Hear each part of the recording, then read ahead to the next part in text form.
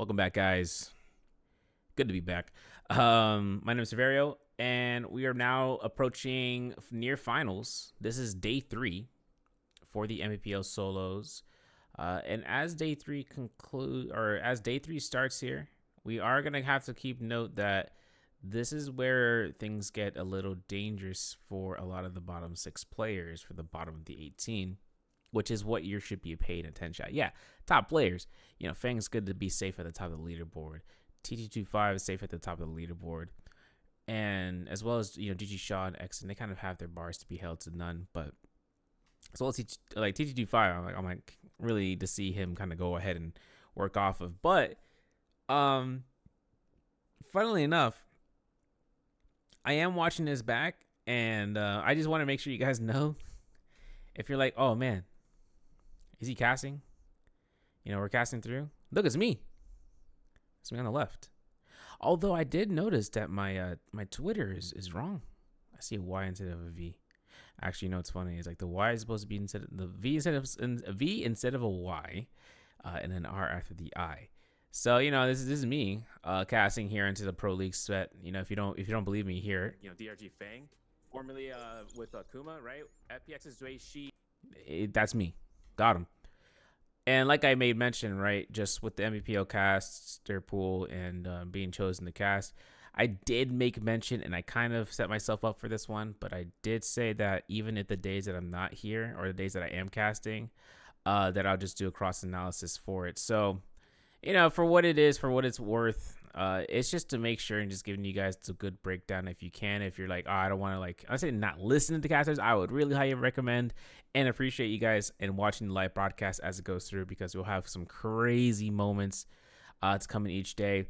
And as much as I was going through blind walkthroughs into the other days that I was watching and casting through, I still want to be able to showcase that there is a good chance to actually go over and think about what their opportunities are to be had for the games, for the players, and then of course with what they roll off of in terms of their scoring and how they progress.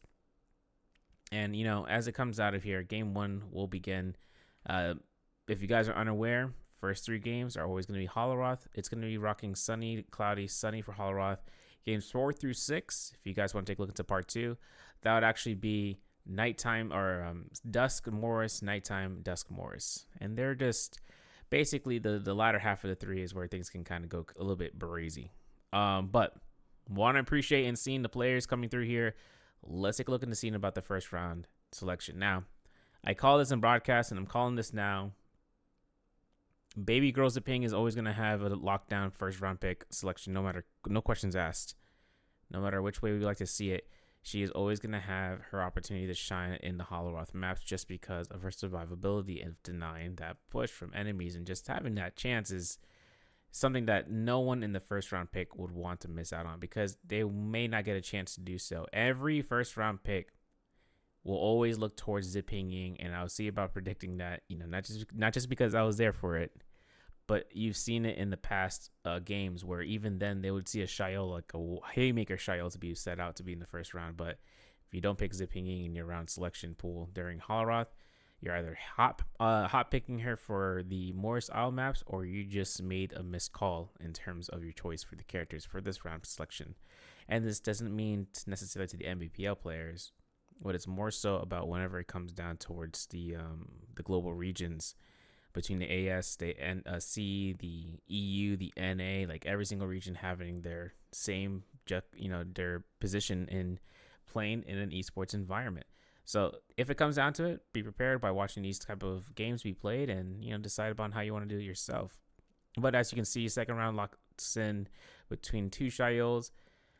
I honestly think, and I may mention this before, players are just seeing how Shayo stacks up in the Holoroth region. This is the time to test it out against foes who are just going at each other's throats. Not like in the negative kind, but in the competitive way. They're just making sure, does Shayo work in his comp? And I make approach towards how Shayo's biggest worry can ironically be the Zipping Ying, who is always going to be mono-picked in that first round selection. So for Shayo, it's going to be a tough fight. And even then, she also has to worry about Farius Shen's, because Farius Shen has two mitigated opportunities as well against Shios' F2, which is her bread and butter for the most part, right?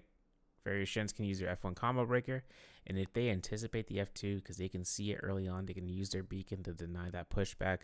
And then it's up to the Shio player to anticipate those too, right? It's a game of back and forth. It's like a game of chess, and it really will always be, because you have to anticipate where the line is to be drawn, where you're ahead of your opponent, whether you're getting punched out without your realization about it, or you're going to punch out your opponent thinking that they're going to punch you out to force them to get punched out because you already anticipated that coming off this end. So kind of the basis of how it goes, because Holoroth is a dangerous map, especially coming into Romy Yang, post Romy Yang losing, and having to dissipate yourself from where you were previously to also finding yourself in a spot of just hunting down players. And if you can't hunt down players because of scale rushes, because of iframe dodges, like how Zipping Ying profits off of that, then you're not going to have a Lux Stride as a Shio who is more ground unit oriented. So switching that to place, abilities here are across the board very similar to what you'd expect between all the Zipping Yings rocking the V1 F1. Various Shens are also going to be rocking the F1 V3. And with it, we're going to see Shio with the three Shios into his lobby rocking the F2 V2. And I mean, I honestly would like to see more variety in the future, but that's just based off of the player's risk of taking that pick.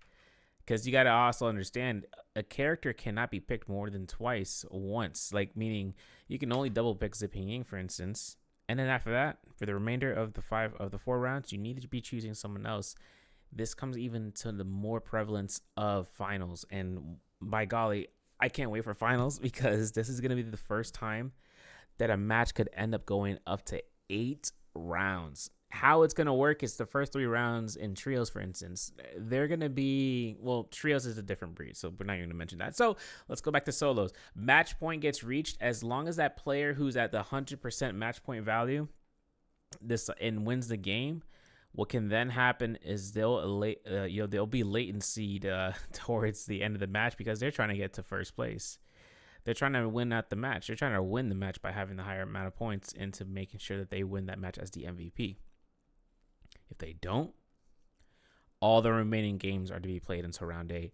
And then after round 6, you can imagine the amount of like question mark in terms of who the character selection pool would be for them, because then that opens up the door to, they can open the door to Temi as well as to, Tarkas off the rip.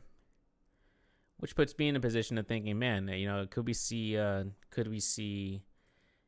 off banner picks like Hadi coming back into the fray, right? Or Zai making her stance, or even Matari. Even to the extent of Viper, because Viper can be a little bit dangerous if in the right hands. But a lot of players don't pick her because she doesn't have really much to really put herself into the extent of heavy pressure with light consequence. She either has heavy pressure with a heavy consequence, or she goes for light pressure with heavy consequence, right? She doesn't have much chance for her to actually do much that doesn't cause her to be out of a position that she'd rather not be in. But for instances like Farius Shen, right? Her F1, she knocks back her opponent and then she dashes away. It's very low chance for her to get caught out, because those opponents can actually anticipate that and chasing her out. But the spawns here are very sporadic coming off this end. And actually, let me continue on that point before we head on. Zipping Ying, for instance, right? Her consequence, not really much, especially for her F ability, considering that it gives her an iframe dodge to go through and be in gold focus. So she's safe to go off that end. Let's talk about, Shio, right? I don't even want to talk about Shio. You already know how I feel about her. F2 is such a strong pick for her that even if you think about the ult, it's not really the main issue. It's the issue of her F2 confirming a neutral, and that's where she gets her chance to also, bing bong, hit you with a double hit blue focus or a double hit gold focus, knocks you back, and then that just pushes the threshold for the fights between you and them. Now, in the Fortress of Kaviani, their response between here towards Metab, as well as I don't know if it's in a Manticore arena south of Metab, but Gigi Shaw here playing the Farius Shen, Bowda's Exen playing the Zipping Ying. These won't integrate into a fight just soon, but I did mention about Arano against Shui Shi. where Arano actually has a purple pole sword, and into the early game that's huge, especially coming off of a character who may not have ultimate yet, and there are no fireflies. But Arano tries to hit 2 shots against Jueshi. Jueshi not gonna have much issues here of getting shot at or getting hit confirmations against from Arano's musket. But you can see how Arano just uses the massive amount of terrain advantages and just trying to get the scale rush with the pole sword, which has the highest damaging for the neutral swing for an opponent to get smacked by. And then Shueisha actually looks to try to run away from his opponents. Popping a heal here is his best case scenario, and just trying to heal it passively while the fights are going to be ending. The Igneous Mounts fight that we had here proved that there's a lot of opportunity to be had for Shios in the chance of avoiding third parties, because since the F2 is invested, TT25 gets chased out here by Chishang. Chishang finds these eliminations quite easily as he looks to try to use Scale Rush to his opportunity for just doing an amount of quick damage. Now, Chishang uses his variation for the first time today, so for the first round, so he just looks to try to keep this pressure in the early game so that by the end game he can have enough kills where he doesn't have to worry about using them, using his abilities to his benefit of defense rather than offense. But Chishang tries to keep his guard pushed. He gets high ground position on top of this surface for this building. And safely heals. So if anyone decides to show up here by scale rushing up, right, for instance, not a Rhino for the case because he's looking downwards towards Jueshi, but if anyone that is trying to escape, like for instance Akame chasing Jueshi and he looks for his scale rush to the sky, a bow is ready for Chishang in the secondary slot, or he can just go ahead and go on foot. It's really up to him at that point for that upper advantage. And Roishishi actually shows up here and this becomes the 6th party, and Jueshi is going to be the one that is going to be hunted above all. And you can see Roy Shishi coming in here for the clean kill. Tries to pick up the Soul Bloom. Can't confirm it. And he's going to have to back off for this fight because whether or not he wants that Soul Bloom for any sort of reason to deny, it's going to be at the cost of someone else just rushing up onto him. And JD Shishang, he's cooking with it. This Purple Spear is a strong weapon for him to have. And then on the case scenario that he does end up using his beacon, he could utilize a vertical crescent slam attack for the spear to actually just confirm a quick amount of damage in a short amount of time. I wouldn't call it like Justina V2's levels of how you utilize your ultimate, but it is just a tech that you can actually get across of just passing out a stagger or a knock-up stagger for your opponent. That's a gold focus ultimate stagger, by the way. So not even skills can get past that, at least for the majority of skills that don't cause you to be invulnerable. But that would be a way for him to use a spear objectively really well. You could even do the same with a staff if you do have it in your inventory. So while that comes out here, DRG's Fang, aka Kuma, he's moving into the skywalk position. He's just trying to get to the bird to try to knock it out, to try to get some sort of jade advantage, or just get gold and keep the money on the side. Now, Akame is getting focused out here. As a result, fans swap out to give himself scale rush opportunities or advantages. He utilizes the F2 to actually put Gigi Shaw in a spot of just gold focus, but nothing that Akame can do here against ranged weapons if an arrow suddenly finds him. And that armor swap is an immense tap out for the opportunity for the chase to continue on from his opponents.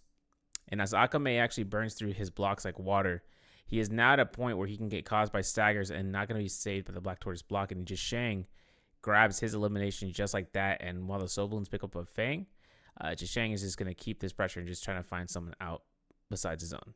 He came in for a kill steal. Big time. That's how it's supposed to be. Don't think he's like, honor, Target prior selection, allow it to be had for you to earn your points. There is no rules against that. TT25 find that kill off of Frost still in the kill feed, as we can see. And scale rushes from Jishang are clean, and jump LMBs are immense. The jump horizontals, I should mention. But Jishang actually takes a look at the scene whether or not it is possible to figure out Arano's movement and catching him in a spot where he could just beat him out for the moment. But JD Shishang, we've seen him in the past. We've seen him do a far better amounting of like catching his team, catching his enemies in a position. He was also a hybrid trios player last season, by the way, in 2023 summer. So he knows trios play. He knows trios as well as solos, where he can see the opportunities arise from the practice that he comes out. And I honestly like to say this: a good trios player, especially a good trios player.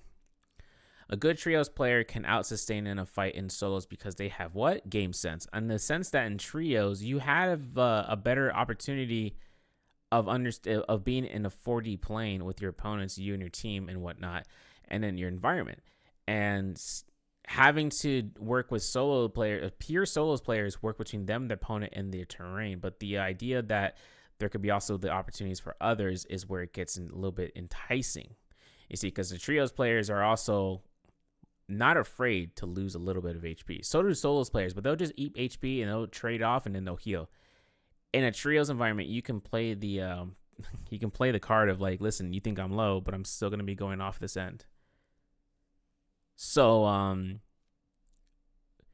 hopefully, JDG Shishang proves that position, because I think honestly, if JDG Shishang can find a better chance of making it this season in placement overall, he'd be doing a heck of a push towards the final games. Now, Arano gets himself out of our harm's way. He finds scare rush spots, he finds grapples, and he finds himself to, really just charge up pistols and keeps himself nice and tidy with that range and just watching his opponent who's chasing him, if at all. But Roishishi does find this opportunity of just backing off.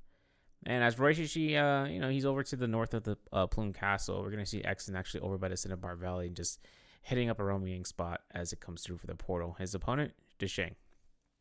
Not Deshang. Let's actually, we can do this. The Jade that Exen has, according to my calculations, look at the symbols. It's the first set or the left set. I'm just gonna go by the first set. For basing off of his jades, and I use this as a way for me to actually look for Naraka Soul jades. It could be Octa / Blade. There's two symbols, right? Yeah. Looking it out. Yeah, Octa. No, it's not Octa / It is Will Form Hook as his jades of choice. Will Form Hook being for the dual halberds, but I don't see any dual halberds in his hand. He's got dual blades. So if he doesn't want to try to convert it, if he finds the purple dual blades or better, Exen could utilize that.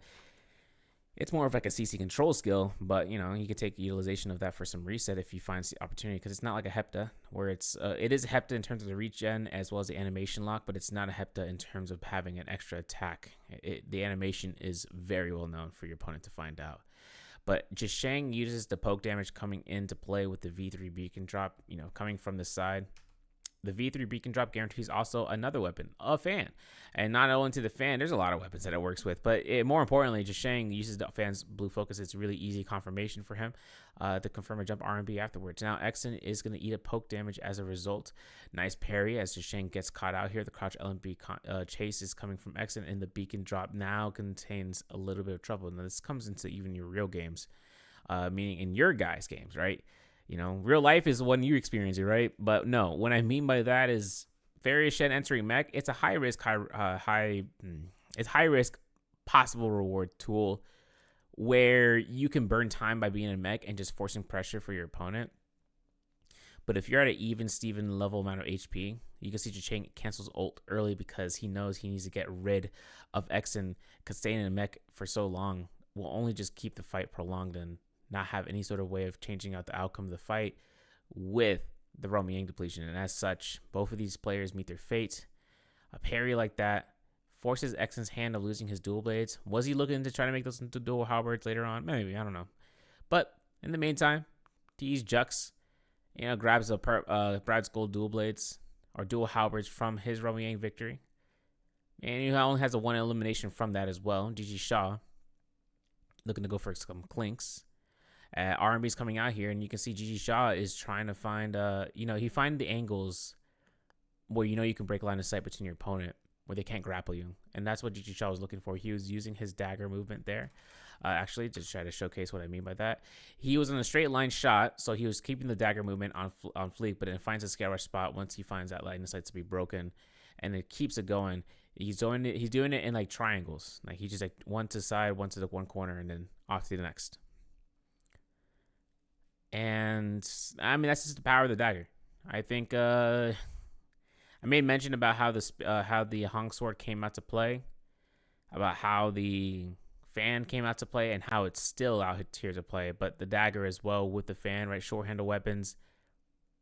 Their solo supremacy is too good to be true. I mean, to the extent when you're seeing how well the movement comes out from the dagger and fan, and as well as the short amount of burst damage, it really puts a tackle onto your opponent's brain when you catch it when you're trying to walk out.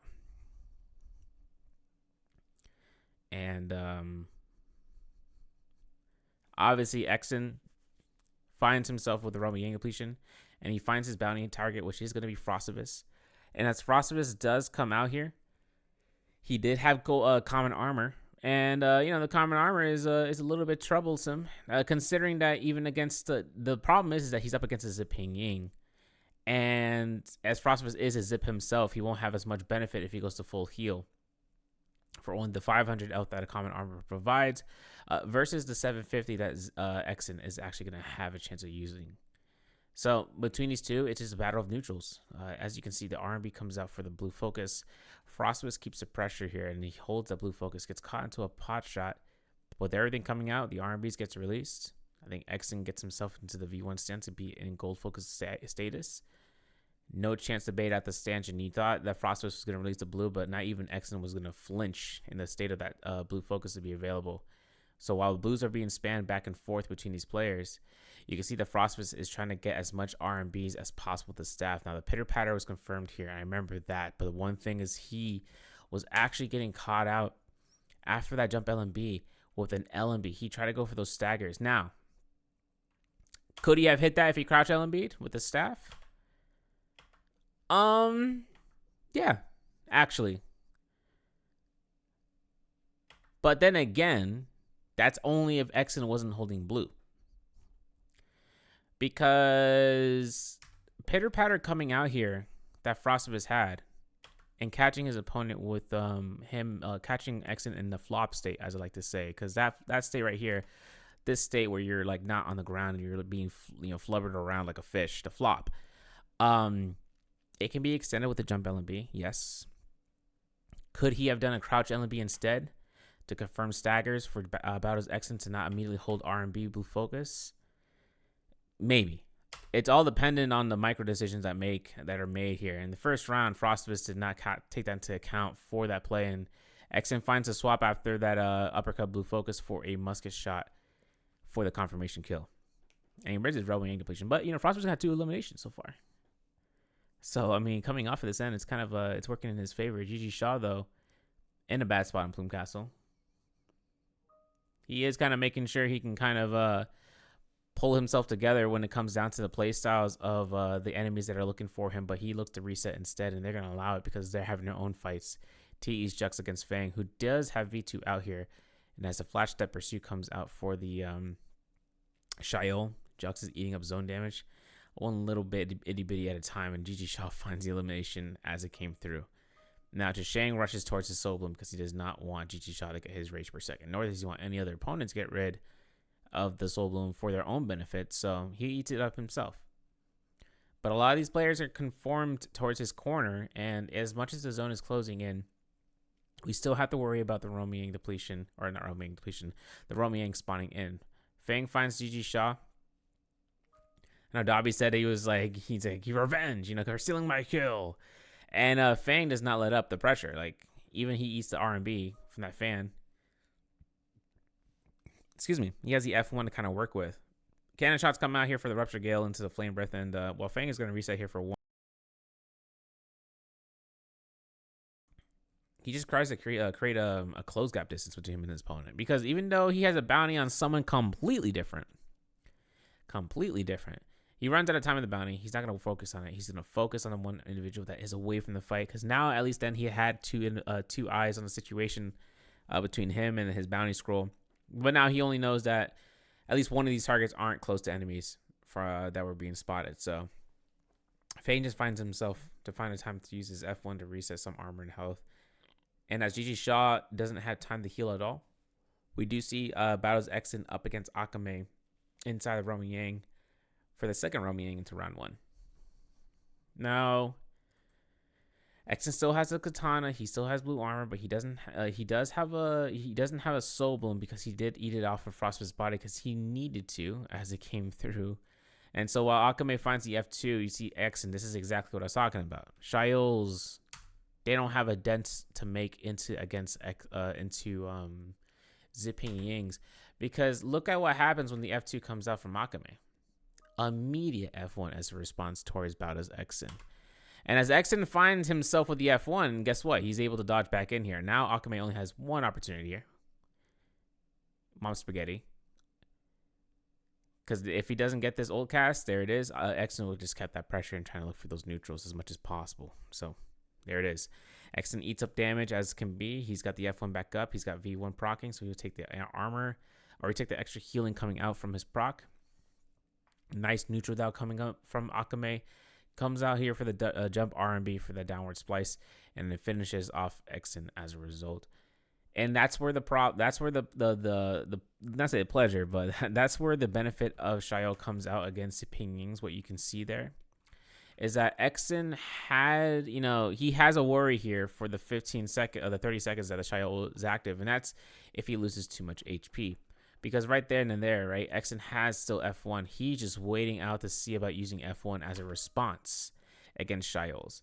But if Shaiol does find her F2 to be successful due to positioning, it is going to be a way for this to, a way for it to be caught out here for the players where it's like, I need to catch you before you realize it's too late. And that's just where it is. Akame finds the opportunity there with the F2, catching Exen in the heat of the moment where Exen's trying to escape. And of course, it is going to be a strong point to be made. It's a power play, really. And of course, Akame, gold dagger in hand, WTP or the White Tiger's prowess buff. It's going to be on standby, but I'm not sure he's going to be picking it up. Roishishi up against CT5 though. This is going to be a second Roman Yang fight, and of course the only other room available. They did do that change where there's 3 Roman Yangs into the first set of realms, and then there's 2 in the second set in a round. But TT25 gets caught into his neutral position where, R&B after that uppercut grapple bump, Roishishi went and hunted for it, and he got it going on this end. And while Roishishi gets the gold pair of dual blades and the Hong sword as well, you do have to wonder, and I made this point earlier about it, is like swap combos, I'm not saying they're not possible anymore. Like, for instance, the staff uppercut greatsword pole sword swap. But the weapon selection now that opens up the Hong sword is kind of a big deal for a lot of players. And that's not just because, it's for the combos and everything. No, it's about the quick amount of damage done in a short amount of time. Like, we're thinking about short amount of damage in a quick amount of time. Now add in nimble movement. And you're looking at a weapon that now has the qualities of, of a staff and a spear and not say greatsword, but a pole sword at the same time. Like, now we're evolving past the generic weapons. Now we're at a generation past the levels of it to now include extra features. He's like, oh yeah, this bad boy can rock 120 horsepower type stuff. It's like a scooter. And you're like, whoa, can I what happens if I hit my ankle against it? Well, that's up to you. So I think one thing you have to keep in mind about the Hong sword, especially as a weapon of choice, or rather the staff pole sword swap combos, end of the day, eating up your inventory. Pole sword can stay, but staff can also stay. Are you doing a swap combo though, like as much as you can? No. You're switching over to a quick, short amount of damage weapon like a Hong sword vertical, which is only 2 blue focuses. You're looking at using the horizontal for the Hong sword, which is a single blue focus. And that really comes down towards your choice of preference. Pole sword is also 1.0. And it comes as a 1.0 from the pole sword vertical is also one hit wonder, blue focus. But another thing is that it can be sluggish if you're not careful. The nimble movement is also there, but it's still less nimble than what you can expect from a Hong sword or even to the dagger or even to the fan. And even then, the fan's vertical versus its predecessor of the dagger is just too good, to be compared to between the both. And also to the nearly to the horizontal. I mean, I like the horizontal for the dagger just because it provides that safety clause of movement. so that way you can horizontal midair and then catch your position to get out of harm's way, so that you can shift away, maybe do a soul break to confirm a hit confirmation, or even more so to just be stagger immune as a result. Because you still got to keep the RMBs or the horizontal LMBs from the fan and just keep dashing, but you're not blue focus, right? So that's where some players like to use the fan, just because it provides a verticality position towards it. But Akame, he finds a 1-2-3 kill off of X in there, and he's the next one to be hunted. 2 eliminations for him. He's got 2 F2 to be ready. He's got all 3 blocks for his black towards block. So kind of makes kind of makes it so that way a lot of players can see this kill opportunity and take it for themselves. But with the White Tiger's I saw whoever has the White Tiger's prowess buff. Who is that? Let's back it up.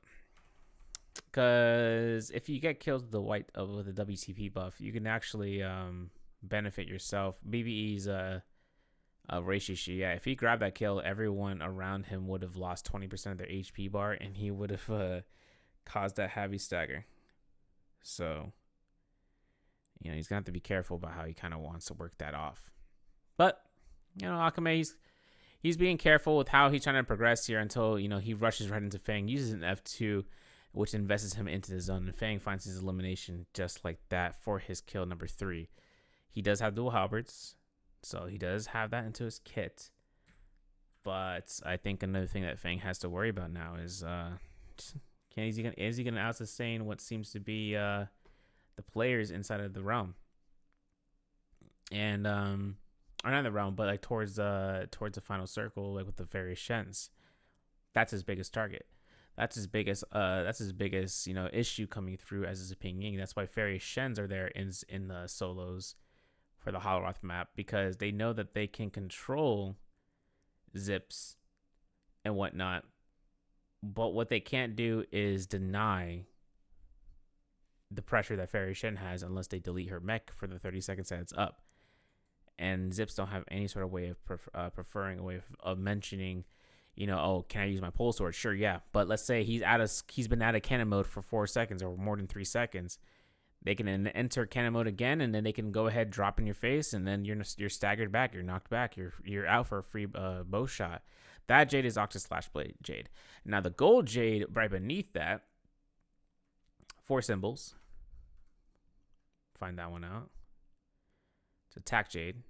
We saw that. Oh, gotta go up. It is going to be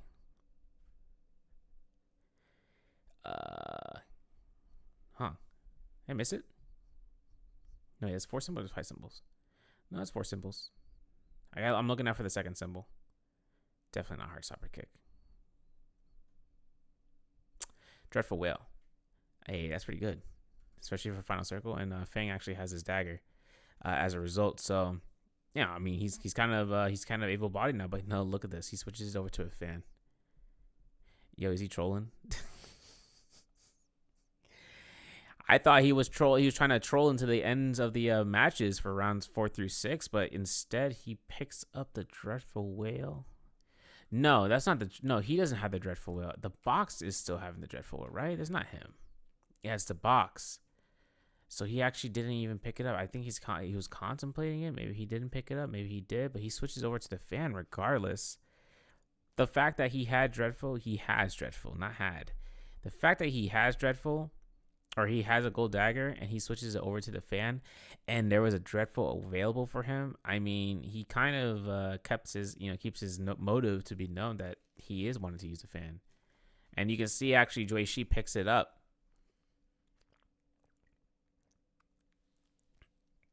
He picks up the Dreadful Whale. And he's got a blue dagger, so he'll take advantage of that. And he I don't know, man. It's a weird call because you see Dreadful Whale have a strong end game pick of just locking people down, and the only reason people wouldn't want to rock that is that if they go up against combo breakers, like with the Fairy Shens, that denies their whole mission is done. They're clinked, they're caught in a position of clinking state as a dagger, and they go through and making sure that that's the case of like getting caught out with their pants down. They don't want that. But Juishi, He had this interview going through here. He was calling out his first day playing against Mike and Spider, and Spider he called out directly. He's like, "I want to make sure and show you what I got, because I know I can prove that to you." And it's well known because, like, and I mentioned this on the casting. His CN scrim values were pretty nuts, and him actually we saw him play in the CN scrims, and he was doing his work to be earnest against them. Like he just made sure that there was nothing that would be troublesome about it. So, I mean, his scores speak for himself over there into the scrims, but I really want to see Shuichi put the envelope, push the envelope further, for the rounds in the future, especially because underdogs like these kind of come out here once in the blue moon. Like one other thing about that is he won't have much to kind of work with if he gets denied, entry into biweekly 2 with I mean, like if the players deny him, right, by putting him in a spot where he's not really liking to be in, like right now. The Moonbane kind of crossed him out there, and no one saw it, so he couldn't take any sort of pressure from anybody. But JDG Sheng actually hanging out here, avoiding. He hears a heal. Honestly, to Sheng hanging out there, pretty much needed. I mean, he's just gonna go for the placement, go for the multiplier, and just keep on to that. But it's kind of funny how he kind of held on to that, or holds onto the position, and that doesn't push Jue Shi, who's still in the Moonbane, by the way, who actually, ballsy enough as it is, keeps ranging from the Moonbane and still wants to stick to the Ballista as his main primary defensive front. And there it is. There's a Ballista. Roy Shishi looking for a heal. Ballista shot comes out against Arano. Roy Shishi avoiding it as best as he can, and Fang the first person to engage. You can see the Hong Sword actually trying to go for the bait outs here and uses blue focus to clink automatically against his opponent, Roy Shishi, avoiding Fang as a result, and finds Arano inside the building. And the RMB is coming out here clean. But RMB is again with the pole sword swipe. Joishi takes that full consideration of a fat amount of damage in a short time. And a burn that Roy Shishi can only do so much against, as Arano finds the kill from the final pistol shot. And it wasn't, I don't think it was the pistol that killed. It was literally the burn.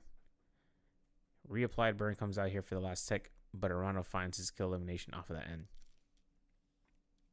And actually, Fang, he did a lot of, he had the cannon, so the rupture gill burn was a good portion of doing so there, but no one's going to be saying more of a grief than what Arano just did for that pistol shot, because that's what the basis of it is, of catching those last second pistol shots and actually just being able to keep himself nice and tidy. But in the meantime, excuse me, Zueshi could look for his chance here. I'm also making sure I'm like triple tasking as well. So if you're wondering, like, oh man, what are those sounds earlier? That's my that's Microsoft Teams. So a good chance here to see the Benthic Descent be dropped as Jay Chang finds Fang in his spot where he'd rather not be in. Heck, he can't even activate his ultimate for an extra heal if he wanted to. Mainly because everyone's looking around him and trying to protect their position across the pillars inside the Salvation Podium. But Fang rushes right back into the fray. He keeps his opponents ahead of him.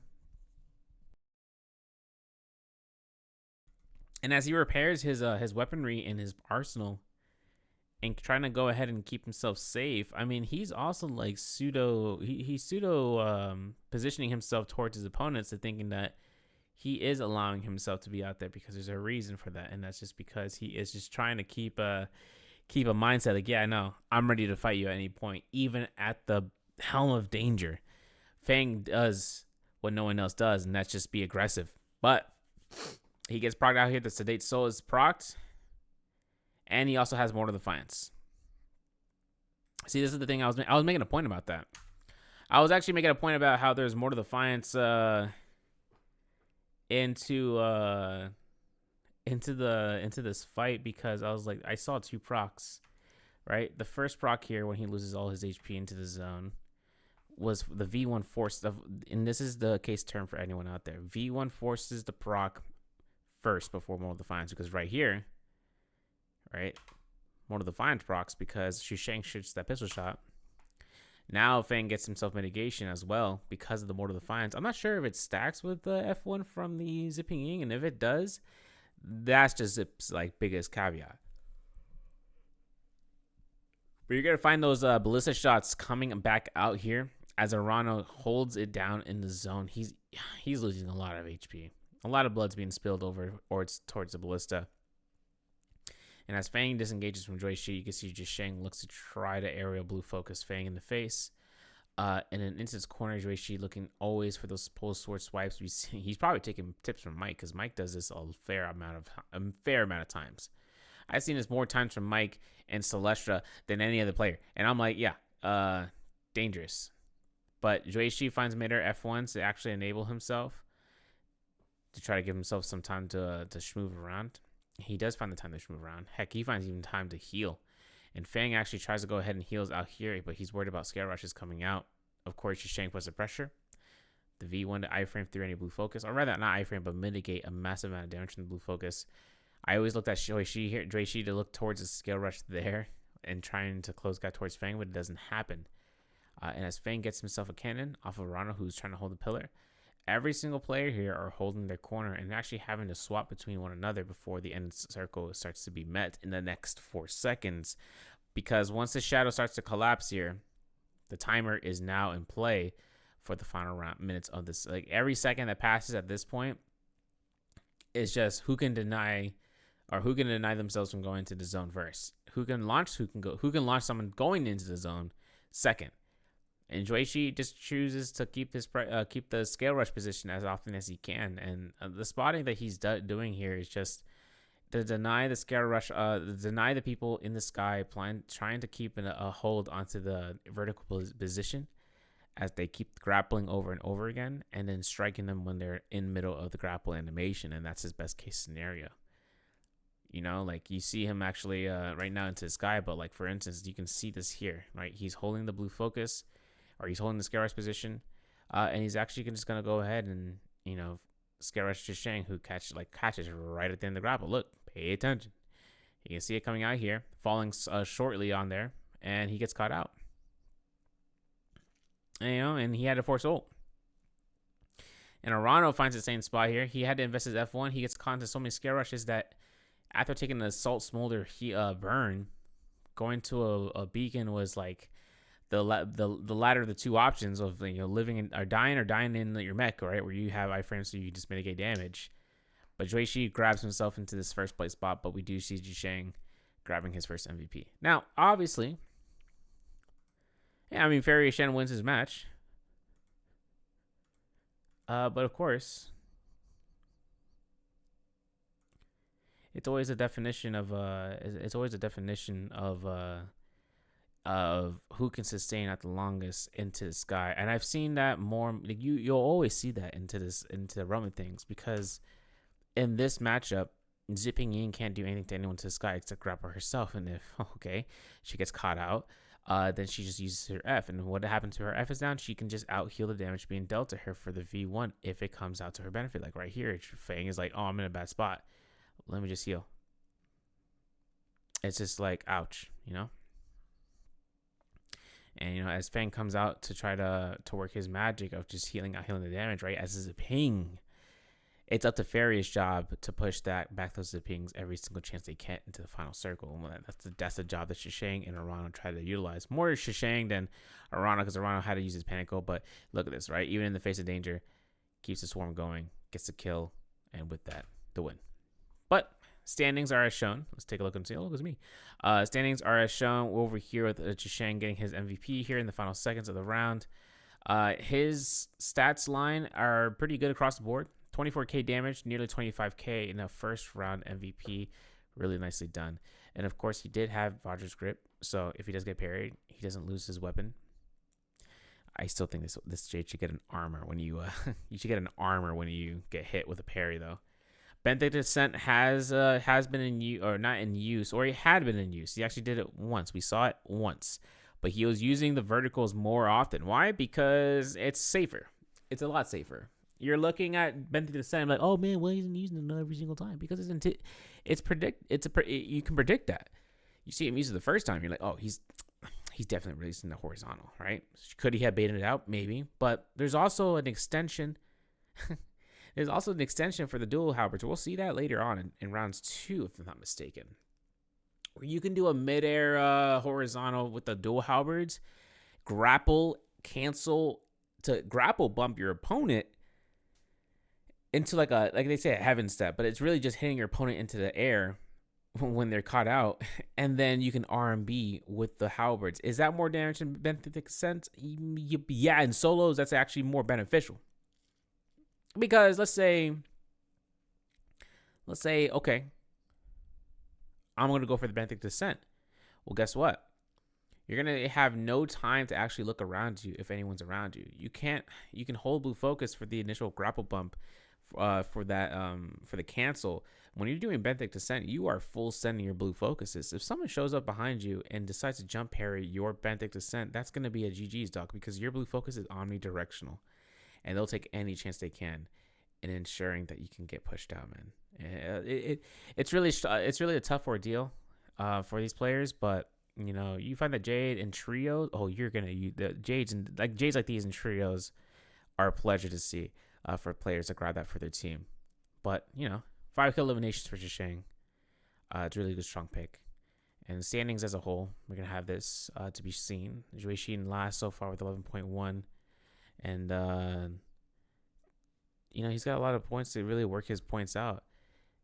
Zhisheng JDG is going to be the gatekeeper so far with 16.9, passing from the bottom of the rudder. Not to say anyone here is in the rudder, you know, is like a bad chance, but it's a metaphor, guys. It's always to see the bottom 6 to succeed, especially closing the gap between one another.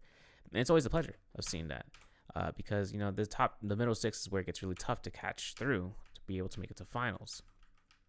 And you're going to see this is the top 6 that are already like kind of essentially certified to make it through. So with that being said, let's go ahead and enter round 2. I'm also contemplating, and we're going to test out this round. Let me know if you think this is going to be worthwhile, a better effort than what it can be. Meaning like, I'm going to see if I could try to condense this as much as possible. I'll skip a round. Excuse me. I'm going to skip around and not skip around like, oh, we're going to do like 5-minute jump cuts. No, but I'm going to see if there's any dead space and dead time in between just skipping this out. But we don't want to skip the second round picks. We'll actually skip around there as well, just to get to the last second of like seeing the previous round picks, because right here is very important. Bono Zipping Ying, as expected. Double a Shayo double Fairy Shen, and I think a Tesla confirmation for Shaw, yes, into the Holoroth map. And then this is where we get a triple fairy, a single Justina from Frostivus, round 2. It was a very slow round to be based off of going through in the beginning, but then it kicked up, it ramped up, and then it slowed down again, and then it ramped up again. It was a really interesting round to actually cast to go forth, because there was actually Asmir moment that came through between Dobby, reading the lines, and I was doing nature sounds, but that's the point. You guys, that's what I'm saying. Like, you watch the live broadcast whenever you guys are watching this. But the abilities here are shifting. Obviously, now that Justina's here, you're gonna see the V2 F2, and that's just counterplay against abilities. I say it time again.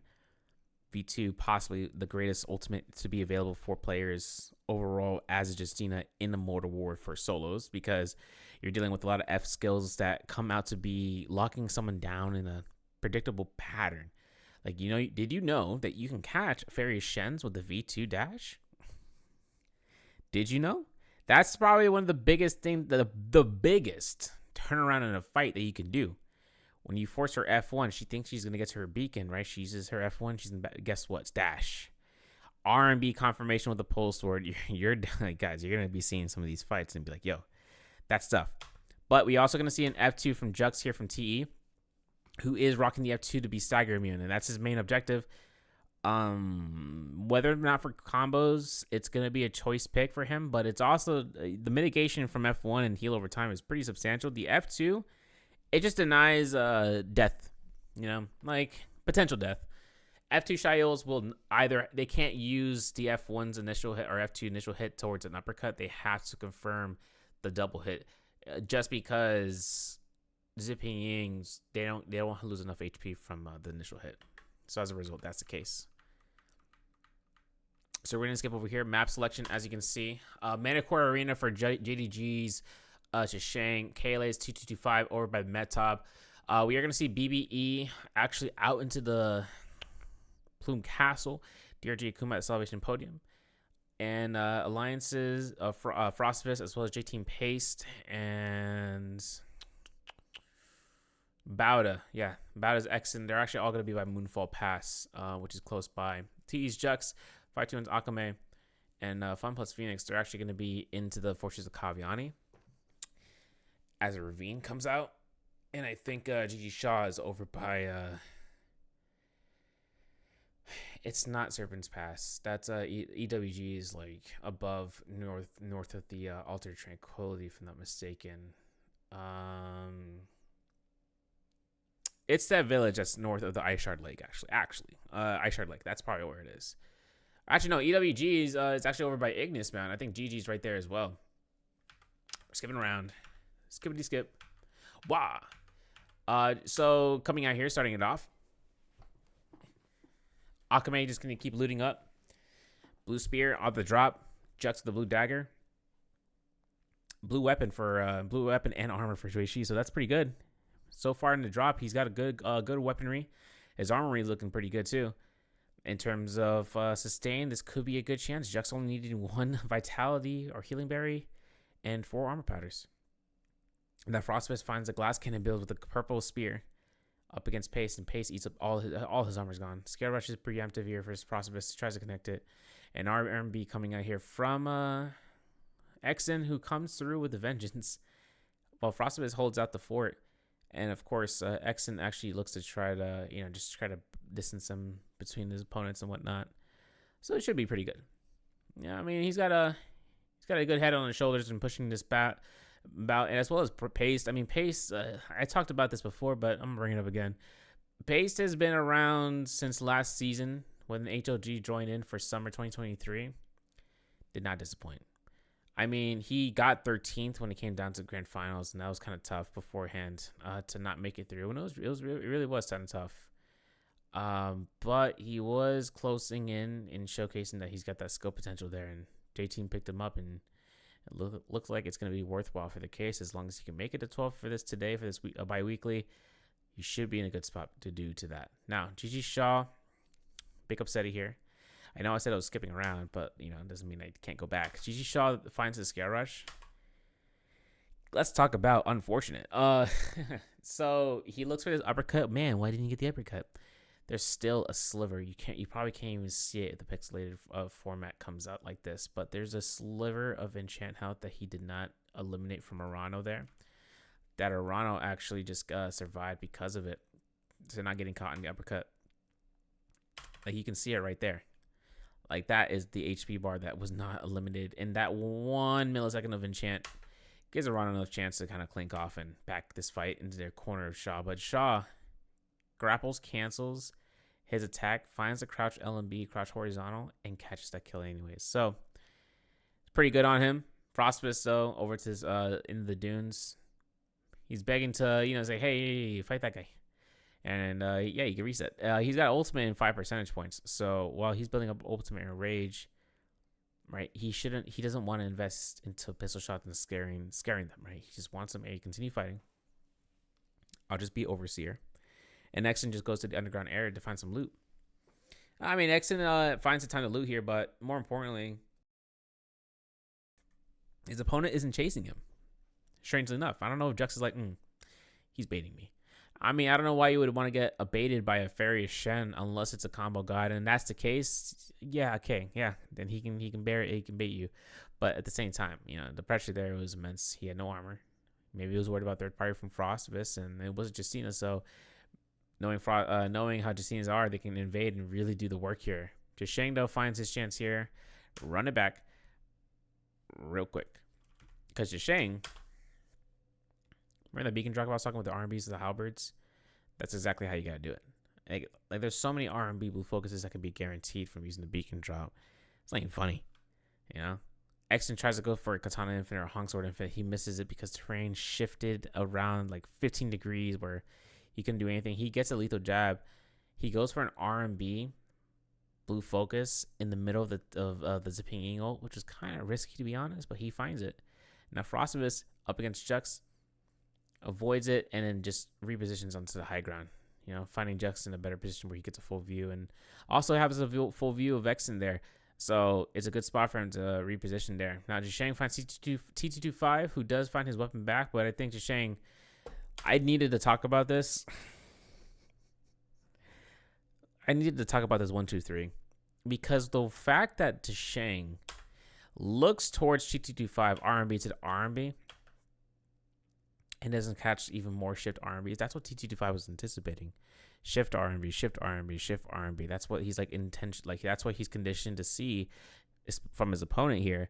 But then what happens here is that he throws a 1-2-3 and it didn't even matter, right? But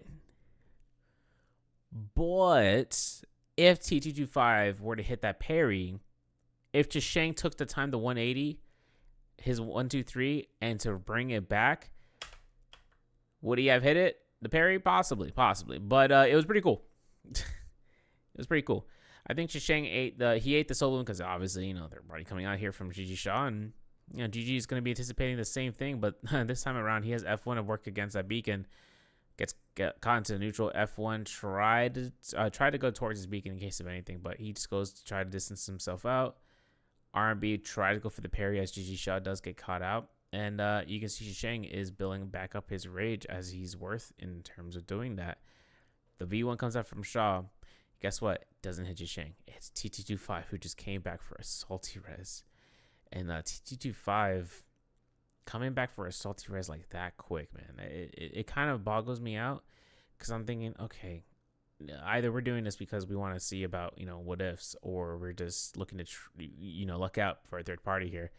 And the funny thing is, he finds his tuna back into his hands to passively heal, but Zhishang has so much gold to work with right now, it's not even funny. So he's just gonna spend out in the shop while Jux rushes towards T225, switches over to GG Shaw for what seems to be a phase out, and Shaw I think was looking for Zhishang, lost track, and now he's stuck on focusing the Jux. So it'll be up to his case scenario. Now, Zhishang,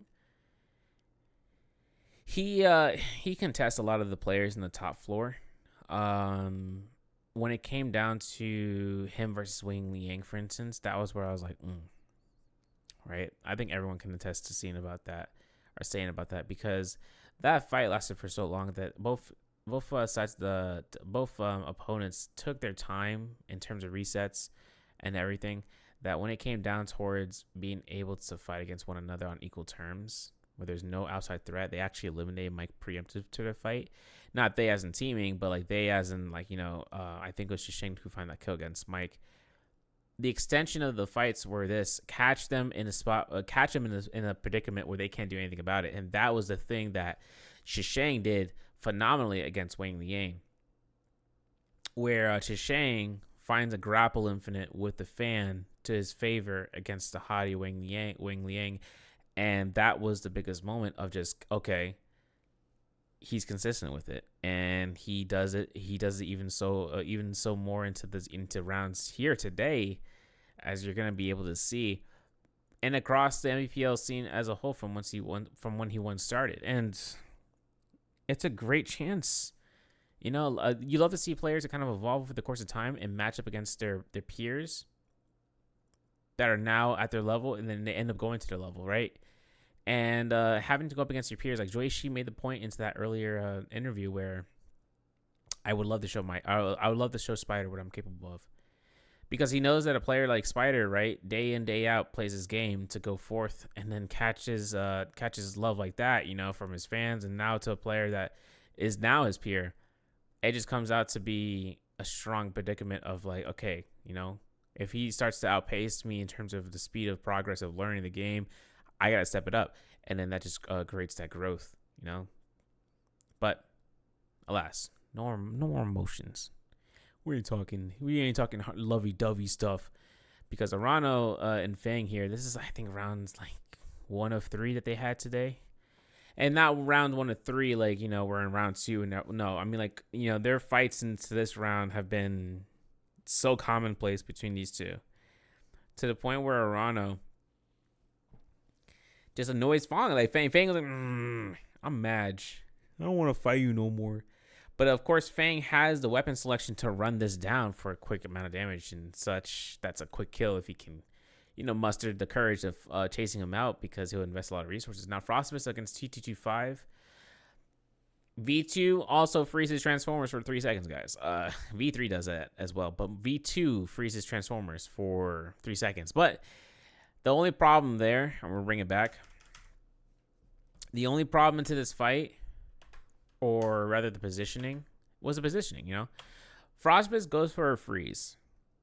Now, this doesn't confirm Frostbus to have a great distance maker when he freezes in this direction. When he went from this spot to this spot, his better chance was for this spot to be where this spot is. Because now that T225 is closer to these 2 pillars, Frostbus is now only limited to a spot where it's guaranteed a safety net from one of them. He doesn't have a full wide range where he can scare rush from one to the next, because T225 could be ready to go after the 3 seconds. Like here, RMB comes out for this longsword. He is stuck in animation here, right? He's got energy, but he's stuck in animation for the RMB blue focus. Now, cannon mode is initiated. He burns 1 dodge. Let's go back. Goes to the pillar, but this pillar is way too far. Way too far. Way too far where he can't even iframe the dodge. Iframe the cannon shot. And as the cannon shot comes out here, he gets launched out, looks towards it and dodging, but he dodged towards the wall. He only has 1 dodge left. T225 is already ready for that second cannon shot, right? And he immediately, dodges the second time. But what T225 can do next, right, is just keep the last cannon shot to confirm off the opposite end. So, like, he knows he can see it off the edge about this dodge. Like, after he launches that shot, another dodge, Frostbus avoids it. He double rolls. T225 measures that out, misses that second shot. But this third shot, that confirmation shot, that one was there because he knew that there was no energy in Frostbus' bar for him to do anything with. And as a result, he walks right into his territory. He can storm him for free. There is no pressure from there that Frostbus could have done. And that's how Fairy Shen's operate in Romiang, guys, in solo. So if you see Fairy Shen, please don't be in her domain. Make it your domain. Make it your area. Make your area distancing farther from her, because she can close into you like a prowling tiger. No pun intended with Akos, because, they're both the same. But, DRG's Fang, yeah, he's in the chase against Arano. Remember, like I said, this is like round 2 or 3 between these two. And Fang gets himself in a bit of a tussle and trying to chase this out. And while Fang goes ahead and chases out Arano, I think Fang has one thing to worry about here, and that's just like time. Because it's 1 target, but there's still 12 players alive. We're still in the first Romiang. He has 0 eliminations, and Arano just schmoving the heck out of the way out of him. So it really comes down to whether or not Fang wants to find himself in a spot where he can hunt him down, or alleviate the chase and just leave him be.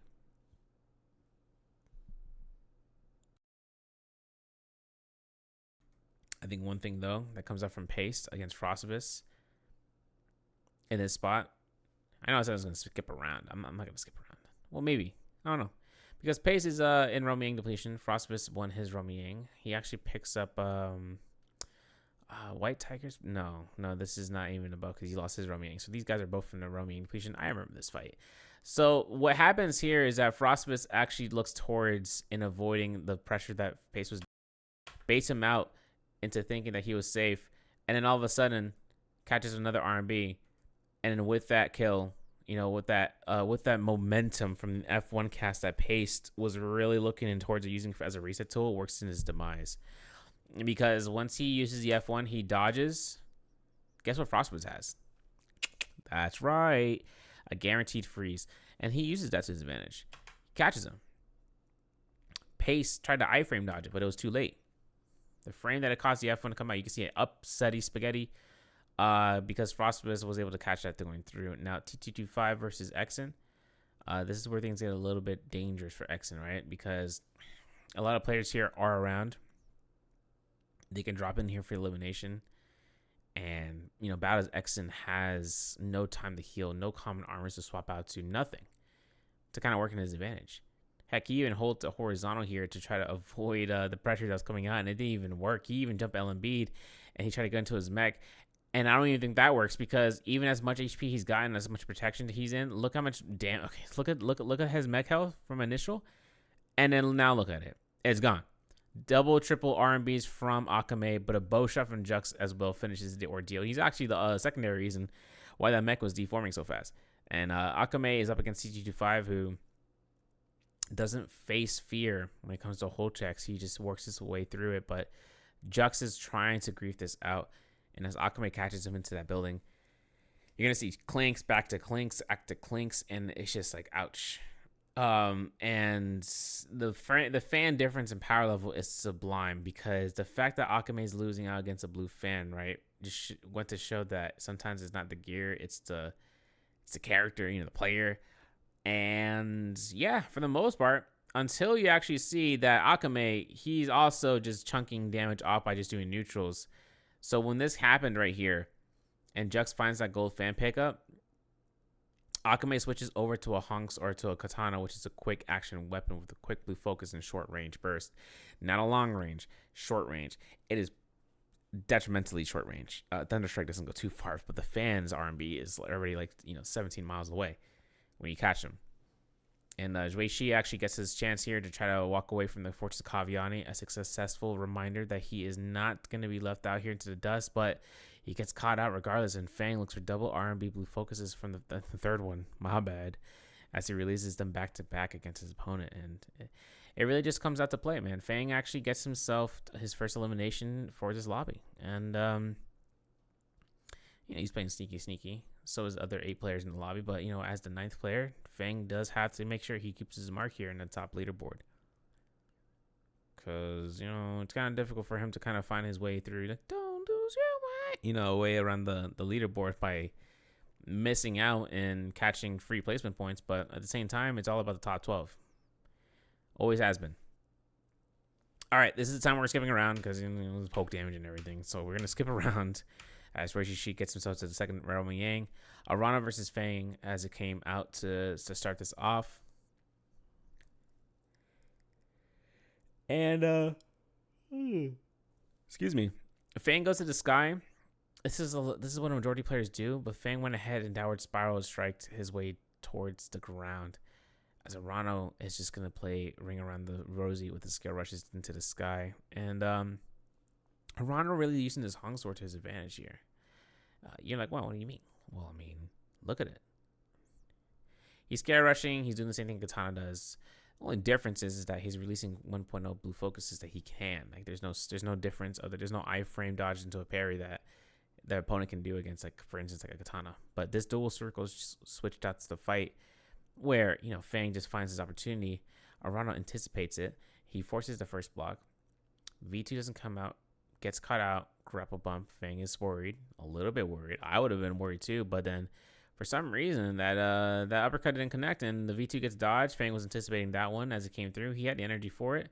Scale Rush was not successful for a slight uppercut. And the V2 ultimate doesn't even need to be procced because Arana couldn't find the opportunity of dashing it out. Fang finds his R&B. Second elimination. And gold fan. Or gold, he's probably going to change it to a fan, but it's going to be a dagger. He's going to be rocking that point for it to be said. And, Fang has his opportunity here. I'm going to make this today's into 3 parts for the rounds. But Fang actually looks to try to get himself to the fan, gets to the shop as fast as possible, and rushes over the ravine. Now, as he comes out to chase out TT25, Reishishi actually goes out to just reset off of his end from resing into Rami Yang after losing it. And then this is where the tassel happens into this zone. Now, a variation in the building, it doesn't really work out all the time the best way. And as Fang finds himself to heal out the outside, you can see Frostman is actually shooting out some cannon shots while Fang is getting ambushed by Reishishi. As TT25 gets into the building to go for some resets, you can actually see that he decides to go into cannon mode, finds some outskirt, positions that the players are at, and tries to fire this out. And with it, we see an actual position where Gigi Shaw and Fang get really too close for comfort. and Gigi Shaw shoots out a Fairy Shen, with that grapple or with the enchant coming out from the V1. And Fang really looks towards and catching out an opponent that gets kill stolen from him by Shisheng. So not very happy about that. He's like, all right, well, okay, fine, bet. You're my opponent now, Roy Shishi. And the crazy thing is that we know that Fang, he's got a little qualm when it comes down to, like, you know, people who are escaping, because he himself can escape like that, you know, like off the position. And Fang finds Arano in such a way that I want to talk about that. He actually took chances here to prioritize an uppercut, even though he misses LMB. His impulse, his muscle memory is to go for LMB uppercut, and this uppercut was so sublime. I couldn't even tell you how great it was, because not only did he get this uppercut, but he lands on the tent. He gets immediate, and I mean immediate, frame advantage by landing on his tent sooner than what you might expect from normally jumping, uppercutting into, you know, landing on the ground, because he finds his LMB to launch off Arano to then launch him in the opposite direction on purpose. This was on purpose, and Arano hasn't touched the ground yet. Double hit, beacon drop to keep the propulsion going, and then with this beacon drop, he knows there's maximum propulsion for his target getting launched into the air, where then he can shift and immediately RMB Arano, who's still in the ground state. So quick thinking like that is where it comes into the NBPL of those micro decisions. Like, oh man, you know, I can definitely I could definitely 6-0, you know, any of the top players and all that stuff. Oh, it's not that you can't. It's definitely not that, you know, it's not that you don't have the opportunity of doing so. It's the fact that these come at a micro decision making that you would see as an opponent, and then you'd be like, oh man, he's hacked, or like, oh man, he's this and that, and that's not the case. The players here have a full recognition on how the game mechanics can work in such small moments where that you think it's not fair, or you think it's not into the scenario of being in the realm of possibility, when it's really possible, because they did this. So I did the math and they did the math. They understood where it kind of stood from, like in the gameplay aspect. And trust when I say that these guys played this game. They play this game. They know where those chances are to be met and have in such a short amount of time, that not even Arano, who is at the same to the same level being here in the NBPL, that he's like, I can't believe you got that, you know? But regardless, Hooked Wings comes out here. TT25 gets caught into the beacon. You know, it was going to happen to a second time. But TT25 is trying to get avoided here. We actually see something very strong. Frostbus has arrived. Okay, so I made mention how the Justina can have a tough time in the final circle. Mainly because she doesn't have, okay, so against Fairy Shens, right? Or against Zipping Inks, she doesn't have the sustain. Okay, fair enough. And Zipping Inks get 30% mitigation for the F1 cast, by the way. If they capture the bulb, right? The bulb has to be captured by them. Or your teammate in trios. But more importantly, back up into this point, do you want to bring this a preface that Justina has problems in the final circle because, especially like for instance, against Fairy Shens, because what happens is that they go into the 3-second freeze. That's not a problem. The problem is that they can't hit their health bar directly. They have to go and burn through the mech health. So if they really want to try to go ahead and burn it through, then that's going to be the case of actually a multi-freeze situation of the multiple freezes against people around them, the area effect, and the fact that she only has 2 dashes. Now let's put it into the limelight. Okay, how did she shine? Well, this is exactly how. If she sees targets here in the third party, she can immediately close gap to them and get a one-hit blue focus, or a small amount of blue focus, or in a short amount of time, where she can grab it, yoink the kill in succession. And if she gets a Soul Bloom as well, Well, she doesn't, but if she were in V2, she would have to wait out the rage to proc for 30%, and then she gets another dash. And that's where it works with multiple players. Yeah, but Frostvist up against Fang is a fight that Frostvist doesn't want to kind of take here just yet because he knows there's more players for him to have to worry about. There's more players for him to actually have to put pressure against.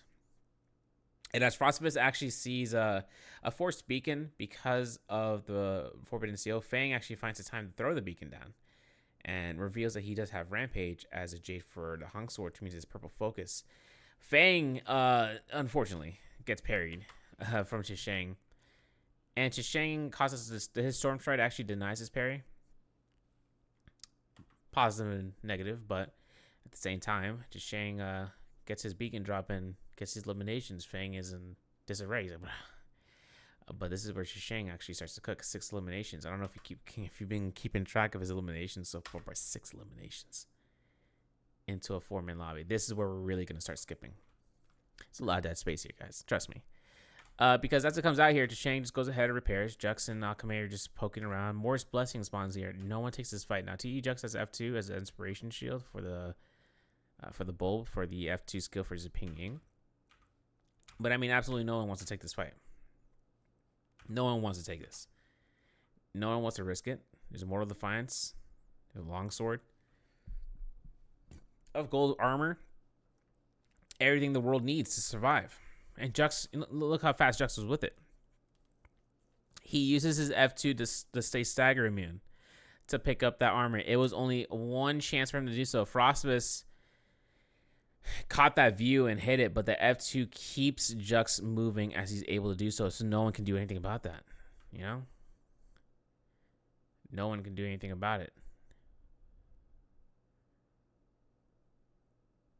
And it's kind of crazy to see, though, that F2 Zipping Ying can give her such safety net for Morris Blessings as well. I added to the list. So, you know, maybe it's a big brain preemptive choice after all, you know, for Jux. Frostivus here in his interviews. I should start this over because I'll play the, like, I'm not going to listen to the interview as it comes through, but Frostivus, you know, contemplating his first day game, basing his expectations of what others around him are, because he is the first NAC player to actually make it towards to the NBPL scene. And, you know, it's really, it's kind of a basis for Frostvis, like, you know, his inspiration where he saw a fight between Arano and Mike and, you know, wants to make it to at least his goal to hit one final. Maybe, he said maybe one bi-weekly final. And that's earnestness for the majority of work that he puts towards into the gameplay. So, I mean, he puts in the work for it. He gets into the NBPL. I think he's well enough to earn his position of actually keeping himself into one, not only just one bi-weekly, but multiple, and to the grand finals, right? That's like, he's a maybe one, but I'm like, maybe. This man, he's modest about it. And, you know, it just comes out towards his position as a player. He's learned a long time, like how to play, but he's still, like any player, and especially in the CN, there's more to learn when it comes down to a whole new ordeal. And that's what's going to happen here with F2, or IF2, with Season 12's premiere, with the new system between both the talent glyphs and just some flow to the game, with even to the extent of new skill ultimate integrations to be in place, skills / ultimates, because both of them are going to be effective for a majority of characters into the roster. Slowly but surely, we'll have those to be sprinkled in. Now, Frostivus, he won that fight into the roaming against, if I believe, Roshichi, right? Yeah. And he was just making sure and baiting out and confirming as much as possible for neutral. And like I said, we're skipping around because this is where things get a little bit time constraint, because there's a lot of timing between these two, between the time frame between both. And it's just poke damage between poke damage. Like, look, a minute has passed. We didn't even see it. Now we're going to replay. It's funny because production probably did this on purpose. Like, let's just grab some footage from earlier roaming fights, which I'm okay with, because Akame did some clean work against Shaw with that iframe dodge, but gets caught into the neutral uppercut. Explosive armor's OP. I think one thing Akame could have done there was that hold check for the horizontal. But the V1 here is actually going to deny Shaw the short amount of damage he's looking for. Horizontal there for release. And then we're going to see Akame have his V1 still ready. Uppercut, grapple bump, knocks back. Pistol shot from Akame, though, to confirm the kill against Shaw. I want you to look at that one more time. That's right. Pow, right? And that was like a cluster of them for the damage to be dealt. Final zone going to be met. You're actually going to see Jux hold his spot over to his corner. This ridge is actually really important because he can scare rush off those rocks and things get a little bit dangerous as well of blocking range shots. But every single opponent is going to be spamming R&B fan. And they're going to have to be careful about it because, like I said, Fairy Shens. Find the most dangerous target here now. So that way you guys can take care of her later. Or instead of having to take care of her later. And it just comes back to back and forth poking between these players. I mean, the spacing is one thing, and the range shots are another, and confirming either or it's kind of difficult. But now it's a little bit more it's a little bit more confirmed. You can see Jisheng catches Frostibus. Frostibus almost gets caught into the buttery rocks. He had to force his F2 as he got caught into that scare rush position, but Jisheng has to worry with the R&Bs. Nice parry off of Jisheng with that dagger sap, long short handle sap as Frostibus comes out here for an ultimate cast. And I think Frostibus finds his freeze, like big time. Goes for the Salt Smolder. Goes for it again. Freezes again. Frostibus checks his chance, and that's going to be it as Jux finds the elimination. It's going to be an easy, clean kill. And then for Jux here, Akame grabs his eliminations like nothing. And then guess who was winning, guys? Because he was there in the last place. That's right. We got MVP second time today, Jisheng. So he's cooking, certifiably. And with the scores, where's his heart thing? He points to his heart. 3, 2, 1. No. Cameraman's like, oh man, where's your heart? Yeah, buddy. It's all in the heart and soul. Take a time to rest. Hopefully, he can keep the pressure going through because as MVP, his stat line is pretty great. Both Phoenix Blast, Storm Tried, 2 Blue Moon, 2 Blue Moon 2s, 2 Blue Moon 2s, in a single edge sap with dual circles. But we saw that dual Howard action coming out for over 10k damage. It was his primary weapon of choice. He got it in the Fortress of Kaviani. He was working with it in the Fortress of Kaviani, and then outside of the fortress, he was working with it. So I mean, he kind of did his works out there with it, because confirmations with the V3 is impressive, to say the least. And over in the standings, actually, we're gonna take a look and see in here real quick. Bottom six of the 6. For the players today, right, with Shueisha, J-Team's Pace, VB's Roishishi, 521's Akame, and T's Jux, these guys are trying to get out of here. And the only one who's done so far of a work is 10.6 coming out from Akame. Roishishi is also in the position, but Pace actually had 0 points from game 1 to 2. So boy's got a lot of work with in terms of catching his points, because right now bottom of the 17. And or bottom of the 6. And it's kind of dangerous too, because Wei-Shi is also right below him. So Wei-Shi earned more points today than he's had, but combined, Pace is already beating him out. And it's up to these guys to actually pass through for the top 6 or middle 12 spot lane. Frostibus is the gatekeeper. Love to see it. And he's actually going to be pushing back while Gigi Shaw is right above him. Jisheng's right above Gigi Shaw. And actually, Jisheng was at a low spot earlier, but 2 MVPs in a row, better games that he's gotten his first day playing. So he's doing phenomenally in the catching up. And Exon as well, who's tied with him. But overall, I mean, Arano's still climbing up here as well, as with his opponent with with Exon kind of working through. Excuse me, but Wang Liang does try to find his spot with his with his spot being overtaken, but he has nothing to really worry about as long as we don't get into a threshold of everyone being above 35 points. Then it's a different story. But Fang, TTT5, they're chilling as well. I'm probably gonna make this into 3 parts, just to rest my voice a little bit, since I can't do this back to back for the 3rd round. I'm feeling a little bit lost, but maybe this is better than 2 parts. Let me know what you guys think in the comments below. How to improve upon. I'm doing things differently each and every time for different rounds. So let me know if the formula works for each and every single one.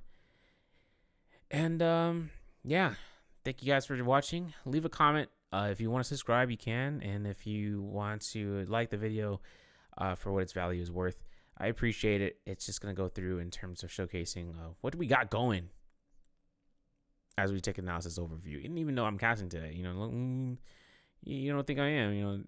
It's me. Wow, it's crazy. But again, thank you guys again while you guys are here.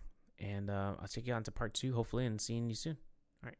And if not, we come back with recording or another upload in between. So with that being said, peace out, homies.